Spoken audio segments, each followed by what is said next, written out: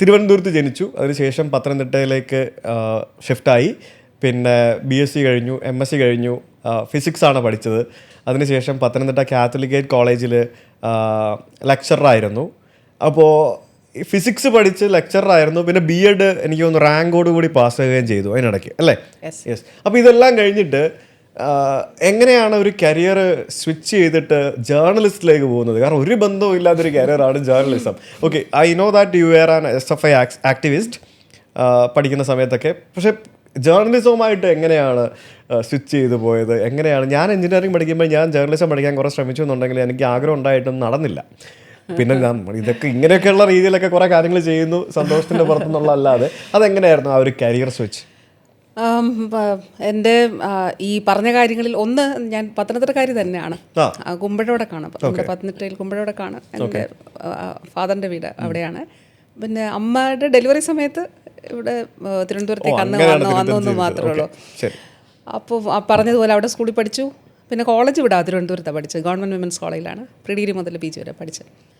അപ്പോൾ എന്തുകൊണ്ട് ഫിസിക്സ് എനിക്ക് വളരെ ഇഷ്ടമായിരുന്നു. ഫിസിക്സ് എടുക്കാൻ കാരണം സ്വാഭാവികമായിട്ട് നമ്മുടെ അധ്യാപകരായിരിക്കുമല്ലോ. നമ്മുടെ ഫിസിക്സ് അധ്യാപകരും സ്കൂളിൽ പഠിപ്പിച്ച അധ്യാപകരും മാത്സ് അധ്യാപകരുമായിരുന്നു. അപ്പം അതിൻ്റെ ഒരു ഫിസിക്സിൻ്റെ മാത്സിൻ്റെ കൗതുകം കൊണ്ടാണ് ഞാൻ ഫിസിക്സ് എടുത്തത്. ഫിസിക്സ് എനിക്ക് ഇഷ്ടമാണിപ്പോഴും. അന്നങ്ങനെ മുന്നോട്ട് പോകണമെന്ന് വിചാരിച്ചു. പക്ഷെ എന്തുകൊണ്ട് ജേർണലിസം എന്ന് ചോദിച്ചാൽ, ജേർണലിസം എപ്പോഴും മനസ്സിലൊരു വലിയ എനിക്ക് ഭയങ്കര ആദരവുള്ളൊരു പ്രൊഫഷനായിരുന്നു. അതായത് നട്ടല് നിവർത്തി നിന്ന് സംസാരിക്കുക, സത്യം പറയുക, അപ്പോൾ വ്യവസ്ഥിതികളെ ചോദ്യം ചെയ്യുക, ഇതൊക്കെ ഭയങ്കര ഒരു ഹീറോയിക് ഇതോട് കൂടിയിട്ടാണ് കണ്ടിട്ടുള്ളത്. അപ്പോൾ എപ്പോൾ ചെറിയ കാലത്ത് എല്ലാവരും ചോദിക്കില്ല ആരാവണം. അപ്പോൾ ഞാൻ പറയും ജേർണലിസ്റ്റ് ആവണം എന്ന് പറയുമായിരുന്നു. പക്ഷെ എന്തുകൊണ്ടാണ് അതിനിടയ്ക്ക് BSc ഫിസിക്സ് MSc ഫിസിക്സ് ഒക്കെ പഠിക്കാൻ പോയത്? ജേർണലിസം പഠിച്ചുകൂടായിരുന്നോ? അപ്പം സാഹചര്യം സമ്മതിച്ചില്ല? അല്ല, ശരിക്കും ഞാൻ നമ്മുടെ ഇവിടെ കാര്യവട്ടം ക്യാമ്പസിൽ ജേർണലിസത്തിന് വേണ്ടിയിട്ട് പോകാൻ വേണ്ടിയിട്ടാണ് ഞാൻ ഇവിടെ തിരുവനന്തപുരത്ത് വന്ന് പഠിക്കുന്നതിന് തന്നെ ഒരു കാരണം സിവിൽ സർവീസ് പാരലായിട്ടൊരു ഇഷ്ടമുണ്ട് മനസ്സിൽ. അപ്പോൾ സിവിൽ സർവീസ് പരീക്ഷ എഴുതണം എന്നൊക്കെയുള്ളൊരു ആഗ്രഹം മനസ്സിൽ കിടക്കുന്നുണ്ട്. അപ്പോൾ അതിൻ്റെ ഇടയിലാണ് തിരുവനന്തപുരം ചൂസ് ചെയ്തത്. ഒരു അക്കാഡമിക് അറ്റ്മോസ്ഫിയർ ഡിഫറെൻ്റ് ആണല്ലോ തിരുവനന്തപുരത്തിൻ്റെ. അങ്ങനെ വന്ന് BSc കഴിഞ്ഞിട്ട് കാര്യവട്ടം ക്യാമ്പസിൽ ജേർണലിസം എന്നുള്ളതിലേക്ക് പോകുന്നതിന് വേണ്ടി ശ്രമിച്ചപ്പോൾ അന്ന് നമ്മുടെ റിസൾട്ട് വരുന്നത് താമസിച്ചാണ്. അപ്പോഴത്തേക്ക് അവിടുത്തെ പോസ്റ്റ് ഗ്രാജുവേഷൻ്റെ ഇത് കഴിഞ്ഞിരുന്നു. അപ്പോൾ എനിക്ക് അതിന് ചേരാനായിട്ട് പറ്റിയില്ല. അതുകൊണ്ടാണ് ഞാൻ MSc ഫിസിക്സ് തന്നെ വീണ്ടും എടുത്തത്. ഗവൺമെൻറ് വിമൻസ് കോളേജിൽ തന്നെ ഞാൻ കണ്ടിന്യൂ ചെയ്തത്. ഫിസിക്സ് എടുത്തത് എന്തുകൊണ്ട് എന്ന് ചോദിച്ചാൽ MSc ഫിസിക്സ് ഇഷ്ടമാണ് എന്നുള്ളത്. പക്ഷെ അന്ന് വേറൊരു കാര്യം കൂടിയുണ്ട്. നമ്മൾ ഏതെങ്കിലും ഡിസിപ്ലിനിൽ പോസ്റ്റ് ഗ്രാജുവേഷൻ മതി, ജേർണലിസം ചെയ്യണമെന്നില്ല.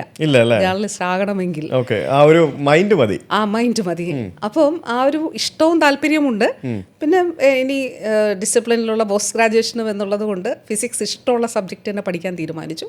അങ്ങനെയാണ് ഞാൻ ഫിസിക്സ് ചൂസ് ചെയ്തതും പഠിച്ചതും. പക്ഷെ എനിക്കൊരു ഓപ്പർച്യൂണിറ്റി വന്നപ്പം ഞാൻ കൈരളിയുടെ തുടക്കമായിരുന്നു. അപ്പം അന്ന് പോയി. അന്ന് ബഹുമാന്യായ മമ്മൂക്ക അദ്ദേഹമാണല്ലോ ചെയർമാൻ. അപ്പോൾ അന്ന് വലിയൊരു ആദ്യമായിട്ട് അദ്ദേഹത്തിൻ്റെ ഇതിലൊരു ഇത് വരുന്നു എന്നൊക്കെയുള്ള നിലയിൽ ഇൻ്റർവ്യൂവിന് പോയി. അതിൻ്റെ കടമ്പകളൊക്കെ കടന്നു. അന്ന് ജേർണലിസ്റ്റ് ട്രെയിനി ആയിട്ടാണ് അവിടെ കയറുന്നത്.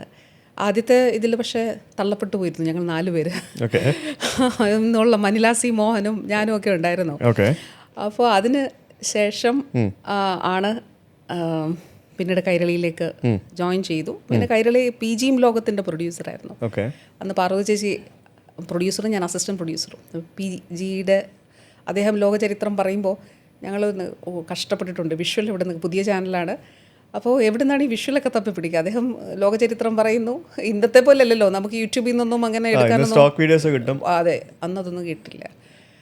അപ്പോൾ അതൊരു വലിയ അനുഭവമായിരുന്നു. അങ്ങനെ അതിനുശേഷം മനോരമ ന്യൂസിൽ പോയി, പിന്നീട് ഇന്ത്യ വിഷൻ റിപ്പോർട്ടർ, പിന്നെ എനിക്ക് അവസാനം TV ന്യൂസ് എന്ന് പറഞ്ഞ ചാനൽ തുടങ്ങിയപ്പോഴത്തേക്കും അതിൻ്റെ എക്സിക്യൂട്ടീവ് എഡിറ്റർ ആയിരുന്നു. അതായത് കേരളത്തിലെ ആദ്യത്തെ വനിതാ എക്സിക്യൂട്ടീവ് എഡിറ്റർ ആയിരുന്നു ആ സമയത്ത്, അല്ലേ?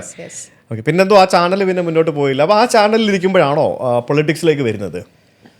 അല്ല, ഞാൻ റിപ്പോർട്ടറിലിരിക്കുമ്പോഴാണ്. ഞാൻ ഈ ചാനലിൽ നിന്ന് അന്ന് അപ്പൊ വീണ്ടും അവിടെ നിന്ന് ഒരു കരിയർ ചേഞ്ച് ആണ്. അതെ അതെ BSc ജേർണലിസ്റ്റിലേക്ക് പോയി, അവിടെ ഒരു 10-16 വർഷം വർക്ക് ചെയ്തു.